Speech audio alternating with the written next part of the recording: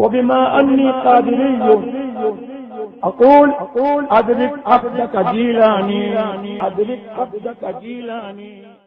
منبر نور پر جلوہ فرما علماء اہل سنت، آبائی دین و ملت، بالخصوص ہمارے آپ کے مہمان خصوصی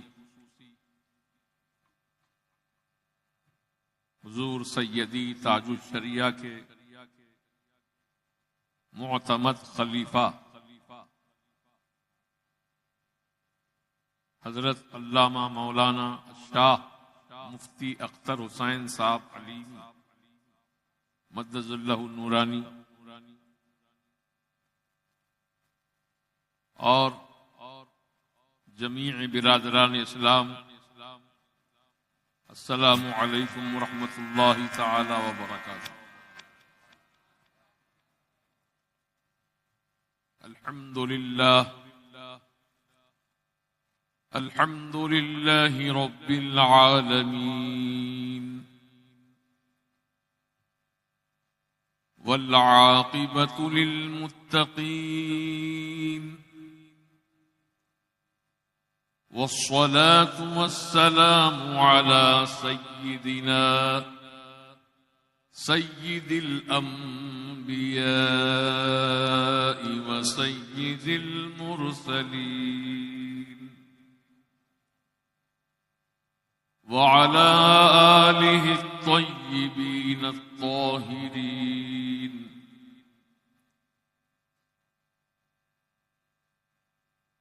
وعلى كل من هو محبوب ومرضي لديه صلاة تبقى وتدوم بدوام الملك الحي القيوم. أما بعد، أعوذ بالله من الشيطان الرجيم، بسم اللہ الرحمن الرحیم.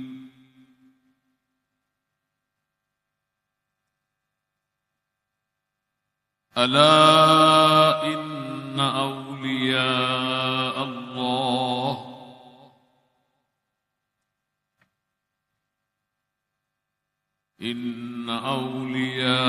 اللہ لا خوف علیہم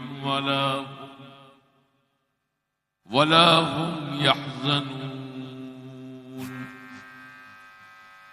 الذين آمنوا وكانوا يتقون.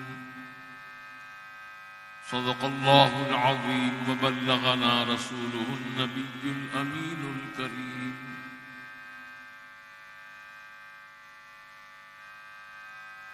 بادائے توحید کے متوالو، شمع رسالت کے پروانوں، غوث و خواجہ و رضا کے دیوانوں، آئیے ہم اور آپ مل کر عقیدت اور محبت کے ساتھ، کامل توجہ اور بھرپور وارفتگی کے ساتھ، ہم سبھوں کے آقا و مولا، مدنی دولہا، تاجدار عرب و عجم، صاحب لطف و کرم، اللہ کے حبیب، انبیاء کے خطیب، زخم خوردہ انسانیت کے طبیب، ارواحنا فدا حضور احمد مجتبی محمد مصطفیٰ صلی اللہ تبارک و تعالی علیہ وآلہ وسلم کی بارگاہ مقدسہ میں درود و سلام کا نذرانہ پیش کریں. اللہم صلی وسلم بارک علی سیدنا و نبینا و مولانا محمد معدن الجود والکرم وآلہ وبارک وسلم. صلاۃ و سلام علیک یا رسول اللہ. ماشاءاللہ مشیر آباد کی سرزمین پر آج کا یہ فقید المثال بہت ہی کامیاب، بہت ہی احترام اور اہتمام کے ساتھ کانفرنس کا اجلاس منعقد کیا گیا. ماشاءاللہ مجمع بھی کثیر تعداد میں ہے.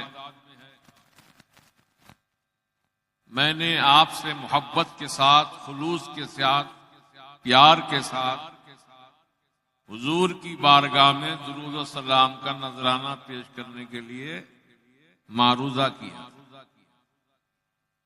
لیکن میرے کانوں میں کسی کی آواز ہی نہیں سنائی دی. کہ یہی عشق و محبت کا تقاضا ہے. اکثر و بیشتر کہ فقیر کہتا ہے کسی عاشق صادق کے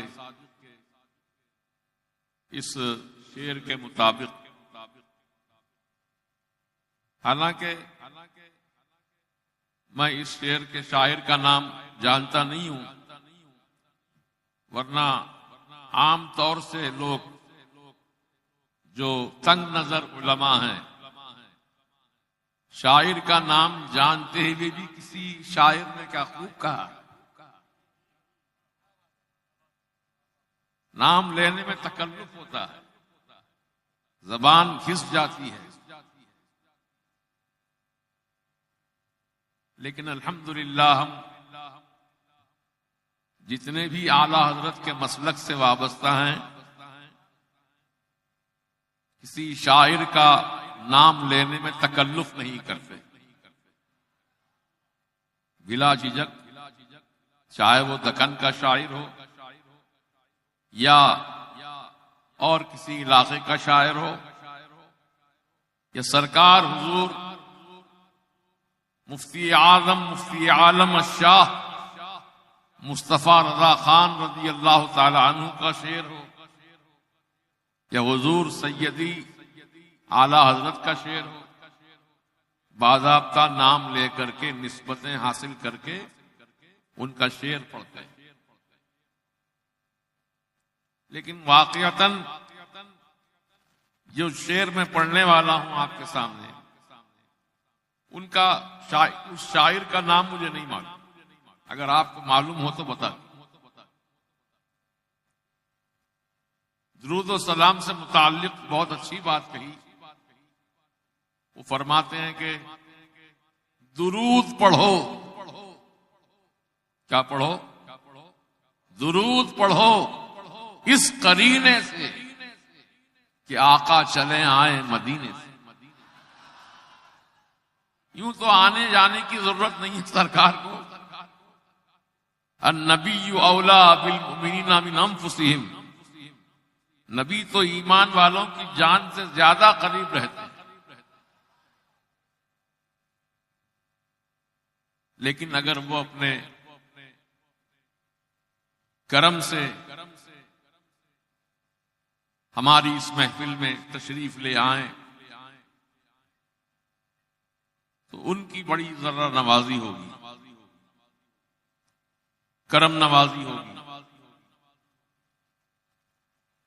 ماشاءاللہ اتنا بڑا ہجوم ہے، کم از کم مشیر آباد میں تو درود و سلام کی آواز گونجنی چاہیے. کیونکہ وہ واقعہ میں آپ سے سنا دوں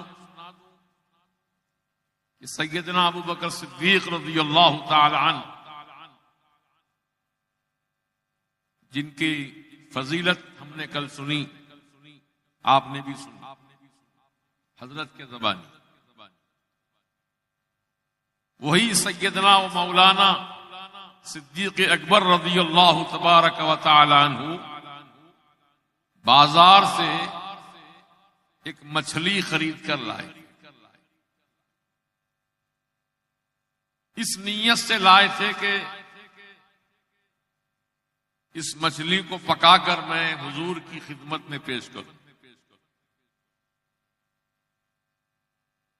کیسی چاہت ہے، محبت ہے حضور سے. حالانکہ حضور کسی چیز کے بھی حاجت مند نہیں ہے، لیکن یہ غلاموں کی محبت کا تقاضا ہے کہ وہ اپنی محبت بھرا نذرانہ حضور کی بارگاہ میں پیش کریں۔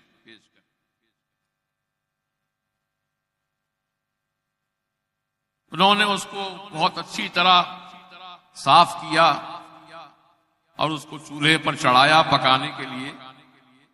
جیسے ہی چولہے پر مچھلی والا برتن رکھا، چولہے کی آگ سرد ہو گئی، بجھ گئی۔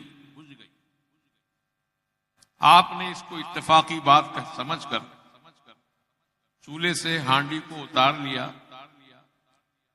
تو جیسے ہی اتارا چولہے کی آگ بھڑک اٹھی، پھر جلنے لگا۔ تو آپ نے فوراً چولہے پر ہانڈی کو رکھا، مچھلی والی ہانڈی۔ جیسے ہی رکھا پھر چولہے کی آگ سرد ہو گئی، بجھ گئی آگ۔ ایک بار نہیں کئی بار ایسا عمل کیا۔ سیدنا صدیق اکبر رضی اللہ تبارک و تعالی عنہ معمہ سمجھ میں نہیں آیا۔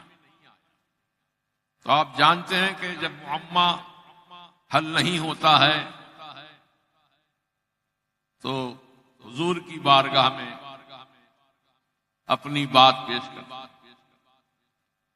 تو سیدنا صدیق اکبر رضی اللہ تبارک و تعالی عنہ نے بھی اپنا معروضہ سنایا، اے رسول اللہ میں ایک مچھلی خرید کر لایا تھا آپ کی ضیافت کے لیے، لیکن وہ پکنے کو تیار ہی نہیں ہے۔ چولہے پہ رکھتا ہوں تو چولہا سرد ہو جاتا ہے، جب اتار لیتا ہوں تو چولہا بھڑک اٹھتا ہے۔ تو غیب جاننے والے آقا، اسی لیے تو میرے اعلیٰ حضرت نے بہت پیاری بات کہی، پیارا شعر فرمایا، اور کوئی غیب کیا تم سے نہاں ہو بھلا، جب نہ خدا ہی چھپا تم پہ کروڑوں درود۔ سیدنا صدیق اکبر رضی اللہ عنہ کا یہ عقیدہ تھا کہ میں جس چیز کو نہیں جانتا ہوں، جس گتھی کو میں سلجھا نہیں سکتا ہوں، اس گتھی کا حل میرے آقا کی بات۔ اپنا مسئلہ پیش کیا، مچھلی پک نہیں رہی ہے، آقا کیا بات ہے؟ تو حضور نے فرمایا، اے ابو بکر، یہ مچھلی اس دریا سے پکڑ کر لائی گئی ہے۔ آپ غور سے سنیے، جس دریا میں ایک کشتی بھی چل رہی تھی، کچھ مسافرین اس کشتی میں سوار تھے، اور وہ بڑی محبت کے ساتھ درود و سلام کا نذرانہ پیش کرتے ہوئے اپنا سفر جاری و ساری رکھی۔ تو یہ مچھلی درود و سلام کی آواز سن کر تو یقیناً انہوں نے بلند آواز سے پڑھا ہوگا، تبھی تو آواز سنی مچھلی نے۔ بلند آواز سے پڑھتے جا رہے ہیں، الصلاۃ والسلام علیک یا رسول اللہ، الصلاۃ والسلام علیک یا نبی اللہ۔ تو یہ مچھلی اس درود و سلام کی آواز کو سنتے ہوئے محبت کے ساتھ اس کشتی کے پیچھے پیچھے دوڑی جا رہی، بھاگی جا رہی۔ اسی دوران کسی شکاری نے جال پھینکا اور اس جال میں وہ مچھلی پھنس گئی۔ وہی مچھلی بازار میں آئی، اور اے ابو بکر تم نے اس کو خریدا، میری ضیافت۔ اللہ تبارک و تعالی نے اس مچھلی پر دنیا کی آگ کو حرام کر دیا ہے۔ اس مچھلی کو دنیا کی آگ نہیں بھون سکتی، نہیں اس کا سالن بنا سکتی۔ اب غور کرو مسلمانوں، درود و سلام کی آواز محبت کے ساتھ سننے والی مچھلی کے لیے جب دنیا کی آگ حرام کر دی گئی، تو محبت کے ساتھ درود و سلام پڑھنے والے کے لیے کیا جہنم کی آگ سرد نہیں ہوگی؟ سبحان اللہ، سبحان اللہ، کیا جہنم اب بھی نہ سرد ہوگا؟ رو رو کے میرے مصطفیٰ نے دریا بہا۔ سبحان اللہ، سبحان اللہ۔ تو اب درود و سلام کی فضیلت آپ نے سن لی، سمجھ میں آ گیا آپ سب کے؟ ذرا آپ اپنا اپنا ہاتھ بلند کر کے الصلاۃ والسلام علیک یا رسول اللہ، الصلاۃ والسلام علیک یا نبی اللہ، الصلاۃ والسلام علیک یا حبیب اللہ، وعلی آلک واصحابک وازواجک وذریاتک وشہداء محبتک واہل بیتک یا سیدی یا رسول اللہ صلی اللہ علیہ وسلم۔ اب جب بھی کوئی ہمارے علماء کرام آپ سے درود و سلام پڑھنے کے لیے کہیں تو اس طرح بلند آواز سے کہ در و دیوار بھی ہمارے درود و سلام پر گواہ بن جائیں۔ کیوں؟ اس لیے کہ میرے آقا نے حکم فرمایا ہے اذکروا اللہ عند کل شجر و حجر، جب کسی درخت کے قریب سے گزرو تو اللہ کا ذکر کرتے ہوئے گزرو، کسی پتھر کے پاس سے گزرو تو اللہ کا ذکر کرتے ہوئے گزرو۔ صحابہ کرام نے عرض کیا رسول اللہ، درخت اور پتھر کے پاس درود و سلام اللہ کا ذکر کیوں کریں؟ تو فرمایا جب تم ذکر کرو گے تو یہ درخت اور یہ پتھر تمہارے ذکر پر گواہ بن جائیں گے۔ یہ اللہ کے سامنے گواہی تھی۔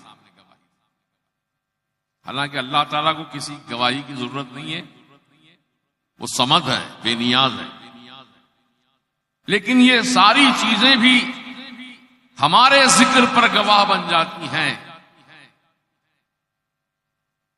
تو دوستوں اور بزرگوں، میں کچھ تقریر کرنے کی نیت سے نہیں آیا، بلکہ حضرت حضور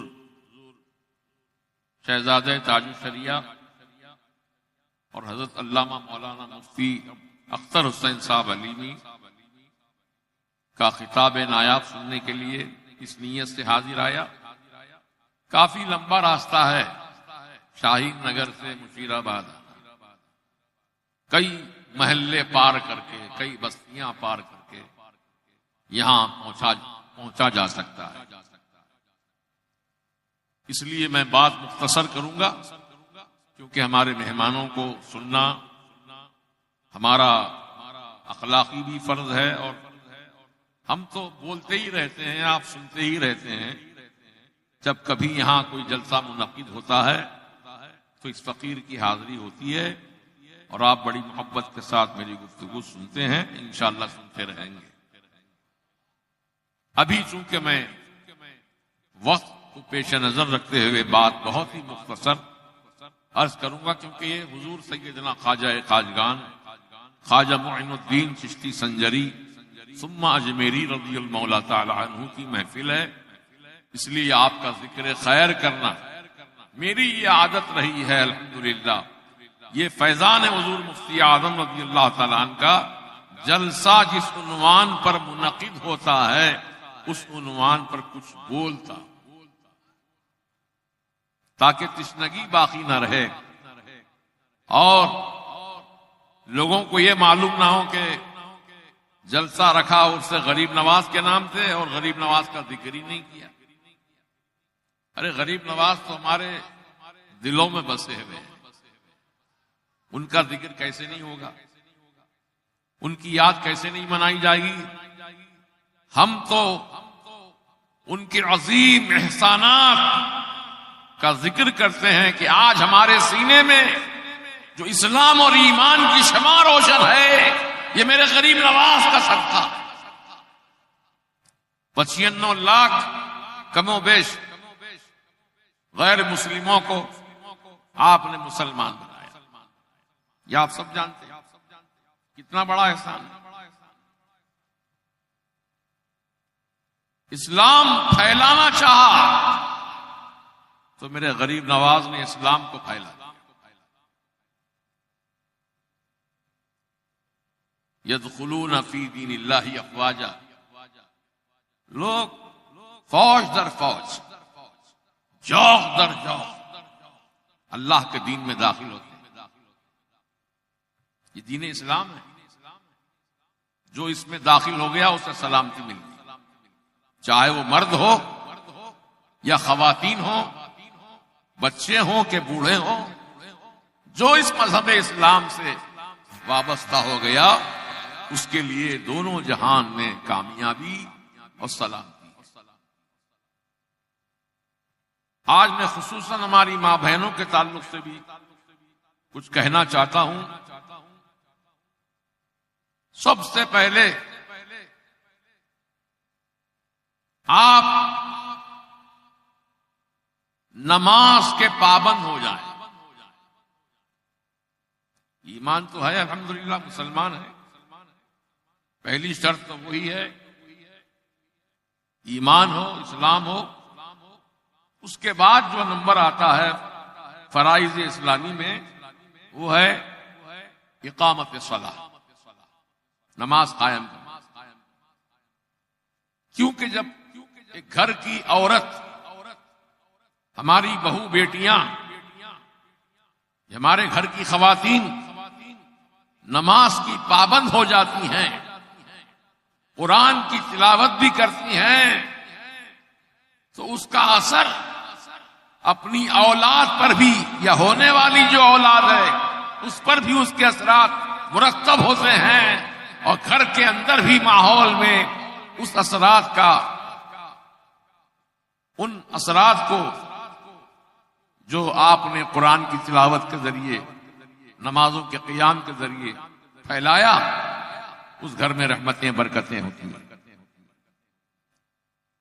اور جیسا کہ آپ جانتے ہیں کہ جس گھر میں قرآن کی تلاوت ہوتی ہے وہ گھر آسمان کے فرشتوں کو ایسے جگمگاتا ہوا نظر آتا ہے جیسے ہم زمین والوں کو آسمان کا تارا جگمگاتا ہوا نظر آتا ہے۔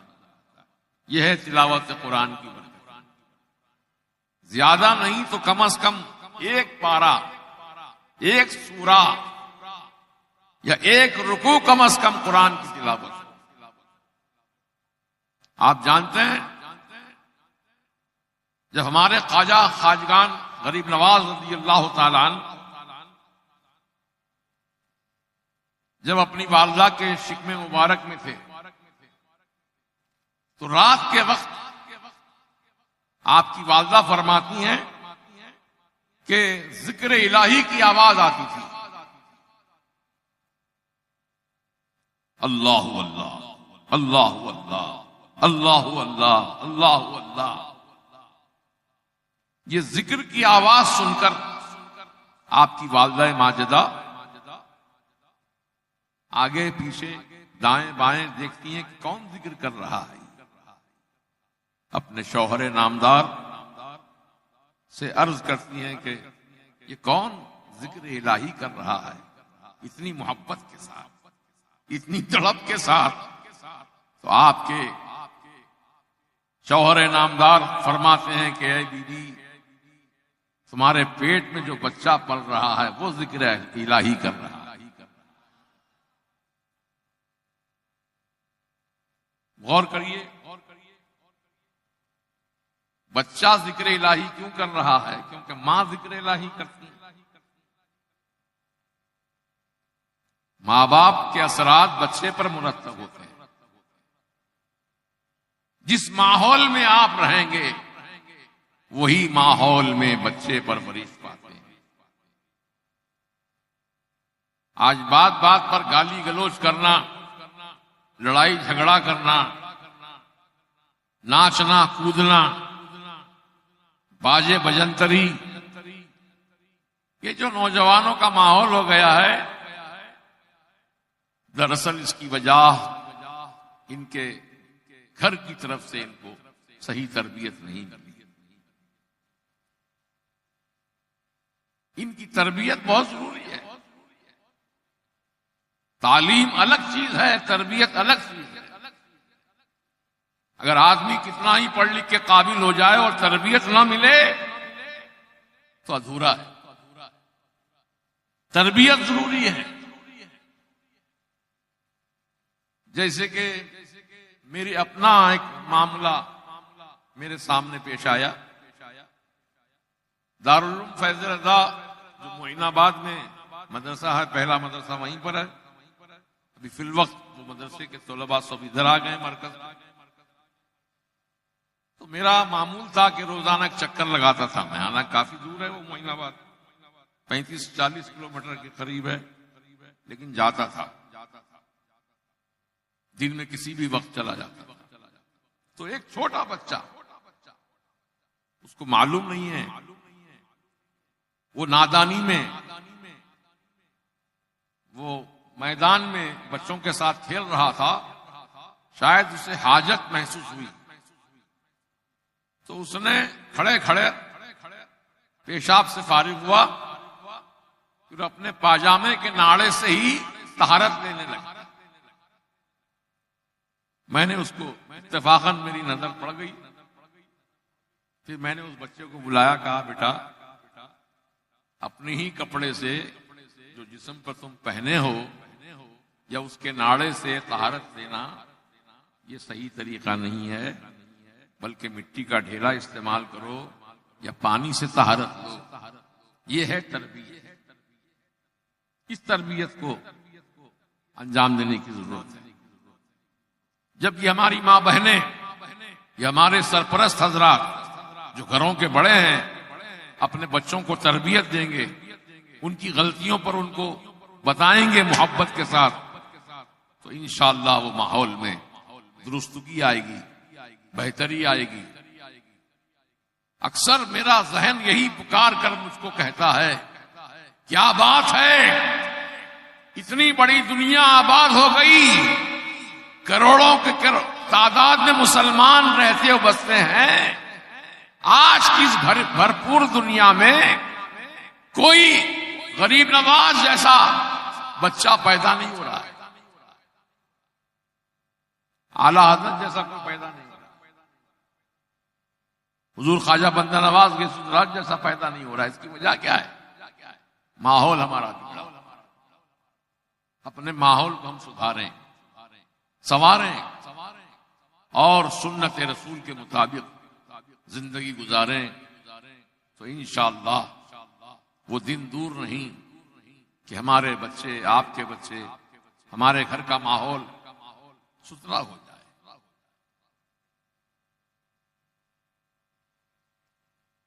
میاں بیوی میں محبت کا رشتہ قائم ہوتا ہے نکاح کے ذریعے.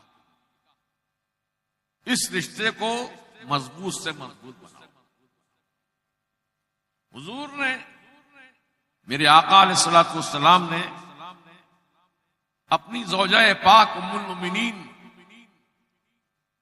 حضرت عائشہ صدیقہ رضی اللہ تعالی عنہا کے ساتھ دفتر پر تشریف فرما ہیں، کھانا تناول فرما رہے ہیں، روٹی کھا رہے ہیں، پانی کا پیالہ ایک رکھا ہے. تو میرے آقا نے دیکھا کہ بی بی عائشہ صدیقہ رضی اللہ تعالی عنہا نے پیالے کو اٹھایا اور سیدھے ہاتھ سے پانی نوش فرمایا. حضور نے وہ جگہ دیکھی پیالے کے کون سے حصے سے بی بی عائشہ نے پانی پیا. حضور ان کے پینے کے بعد وہی پیالہ، وہی بچا ہوا پانی اٹھاتے ہیں اور اسی جگہ اپنا منہ لگاتے ہیں جہاں بی بی عائشہ نے اپنا منہ لگا کر پانی پیا تھا. حضور نے یہ بتا دیا کہ محبتوں کا تسلسل جو باقی رہتا ہے ایسی ہی چیزوں سے. لیکن ہم لوگ اس سے ناواقف بھی ہیں اور عمل کی طرف توجہ نہیں ہے. گھروں کے اندر باپ شراب نوشی کرتا ہے، شراب پی کر آتا ہے، عورتوں کو مارتا ہے، بچوں کو گالی بکتا ہے. کیسے سدھرے گا ماحول گھر کا؟ شراب حرام ہے، بولو شراب حرام ہے، چاہے ایک بوند کیوں نہ ہو حرام ہے. شراب ناپاک و نجس. کتنے ایسے مسلمان ہیں جو شام کا انتظار کرتے ہیں کہ بس تھوڑا سا دھندلا ہو جائے اور یہ روشنی غائب ہو تو بس شراب کی دکانوں پر بھیڑ لگ جاتی ہے۔ پینے والے کون ہیں؟ وہ وہی نوجوان بچے یا ان کے ماں باپ، معاف کرنا ماں میں نے کہہ دیا باپ، جو شراب کی دکانوں پر کھڑے ہو کر وہیں راستے میں شراب پیتے ہیں۔ جب گھروں کو لوٹتے ہیں تو نشے کی حالت میں آتے ہیں اور اپنی بیوی بچوں پر ظلم ستم ڈالتے ہیں۔ یہ حیوانی طریقہ ہے، اسلام اس کی اجازت نہیں دیتا۔ اپنے گھر کے ماحول کو اسلامی سانچے میں ڈھالو اور ان پر مہربانی کرو، رحمت کرو، محبت کرو، پیار کرو۔ یہ ان چیزوں سے گھر کا ماحول سدھرتا سنورتا چلا جائے۔ محترم دوستو، یوں تو بہت ساری باتیں کہنے کی ہیں خواتین سے متعلق، تو میں نے نماز کے تعلق سے کہا اور قرآن کی تلاوت اور اپنے گھر کے ماحول کو صاف ستھرا بنا کر رکھیں۔ اس کے ساتھ ساتھ پردہ داری، پردے کا اہتمام، کیونکہ عورت جب پردے میں رہتی ہے تو اس کی عزت و عصمت محفوظ ہوتی ہے۔ جب عورت بے پردہ ہو جاتی ہے تو اس کی عزت و عصمت کبھی بھی تار تار ہو سکتی ہے۔ بالکل پردے کی پابندی ہو، بازاروں میں گھومنے سے پرہیز کریں عورتیں، اپنے گھر کے ماحول کو اللہ اور اس کے رسول کی محبت سے آباد کریں۔ یوں تو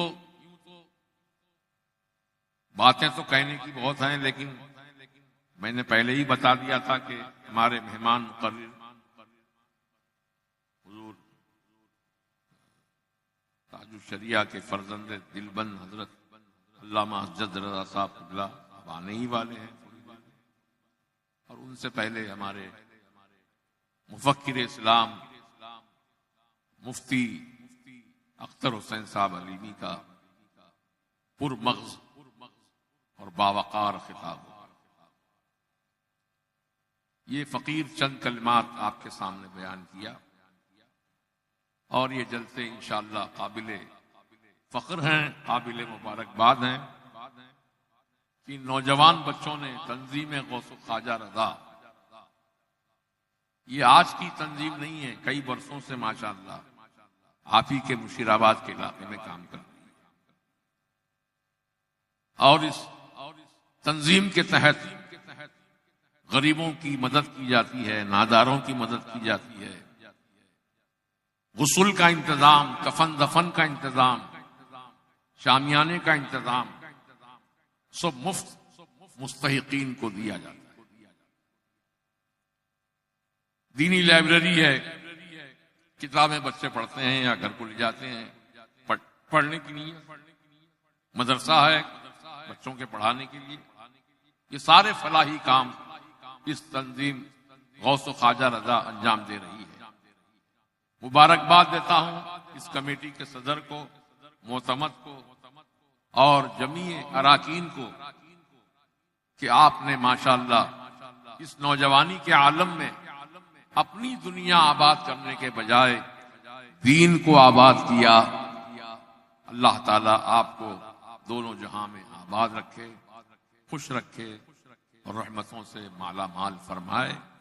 وآخر دعوانا ان الحمد للہ رب العالمین۔